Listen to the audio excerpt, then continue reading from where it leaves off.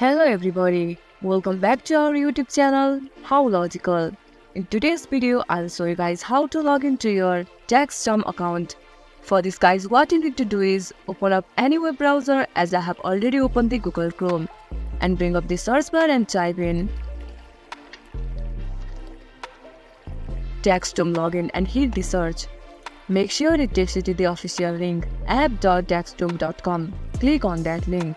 Now you will be taken to the new interface, which is the sign in page. Over here simply you just need to enter your email address. Similarly, enter your password over here. If you want to see your password or confirm your password, just click on I icon to see your password.